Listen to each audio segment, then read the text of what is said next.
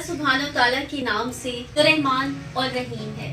अस्सलाम वालेकुम my excellence family. मुझे आप सबको ये बताते हुए बहुत खुशी और फख्र महसूस हो रहा है कि अल्हम्दुलिल्लाह दी एक्सीलेंस स्कूल को आपके साथ जुड़े हुए 10 साल से ज़्यादा का अरसा हो चुका है। It's a big achievement for us कि आप सब हमारे साथ कनेक्टेड हैं और आपके भरपूर ताउन से ही ये पॉसिबल हुआ है कि आपके बच्चों तक हम मयारी तालीम पहुँचा सके हैं। आपके बच्चों की तालीम और तरबियत के लिए जो इत्तेमाद आपने द एक्सीलेंस स्कूल पर किया है, हम हमेशा उस पर पूरे उतरे हैं। As you know the world is changing day by day. तो मॉडर्न टेक्नोलॉजी के तकाज़ों को समझते हुए हमने अपने स्कूल में कुछ तब्दीलियां लाने के बारे में सोचा है। सो आई थॉट कि वो तब्दीलियां मुझे सबसे पहले अपनी एक्सीलेंस फैमिली के साथ शेयर करनी चाहिए, क्योंकि हमारा मेन ऑब्जेक्टिव बच्चा है। तो बच्चा आपका और हमारा है। हमारा रिलेशनशिप आपके बच्चे की वजह से है।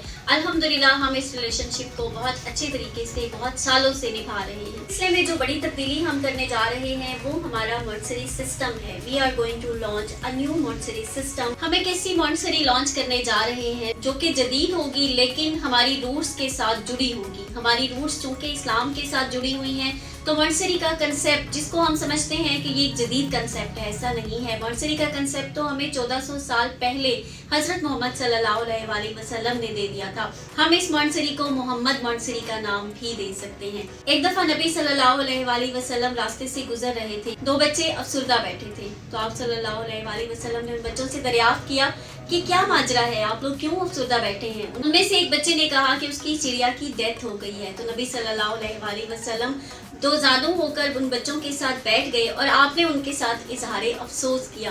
तो तालीम और तरबियत का इससे बेहतर और भरपूर तरीका क्या होगा। इंशाअल्लाह सीरत नबी की रोशनी में हम अपने बच्चों को मॉन्टेसरी के जदीद कंसेप्ट्स भी देंगे और उनको अपनी रूट्स के साथ भी जोड़ेंगे। Second biggest step that we are going to take is about technology. As you know कि आजकल टेक्नोलॉजी कितनी फास्ट चल रही है, उस हिसाब से अगर हम देखें तो हमारा एजुकेशन सिस्टम 100 इयर्स पीछे है। नेशनल लेवल पे कोशिश की जा रही है कि इस गैप को कम किया जाए। इस सिलसिले में एक्सीलेंस स्कूल ने भी एक पॉजिटिव स्टेप लिया है, वो ये कि हम स्टेम बेस्ड लैब लॉन्च करने जा रहे हैं। वो लैब फुली इक्विप्ड होगी जदीद टेक्नोलॉजी के साथ। बच्चों को साइंस और मैथमेटिक्स के साथ अलाइन करके उसमें प्रोजेक्ट्स करवाए जाएंगे।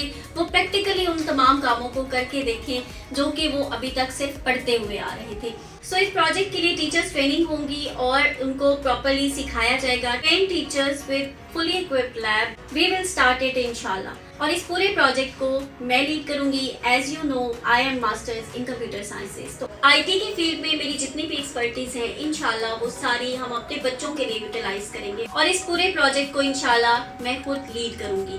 Third basic change that we are going to implement in our school, उसके बारे में भी आप लोग जानते हैं। जैसा कि हम नाज़रा कुरान पाक को एज अ सब्जेक्ट डे 1 से ही अपने बच्चों को पढ़ा रहे हैं। बहुत से स्कूल्स में नाज़रा कुरान पाक पर इतनी तवज्जो नहीं दी जाती। I was thinking about that कि हमें नाज़रा कुरान पाक बच्चों को इंग्लिश तर्जुमा के साथ भी पढ़ाना चाहिए। गवर्नमेंट लेवल पे उर्दू तर्जुमा पर काम हो रहा है, हमारी टीचर्स उस पर काम कर रही हैं, बट आई थॉट कि बच्चों को इंग्लिश में भी इसकी ट्रांसलेशन ज़रूर आनी चाहिए, क्योंकि कुरान पाक को अगर तर्जुमे से भी पढ़ लिया जाए तो हमारी ज़िंदगी बहुत हद तक संवर सकती है। So come join hands with us and let's conquer the world.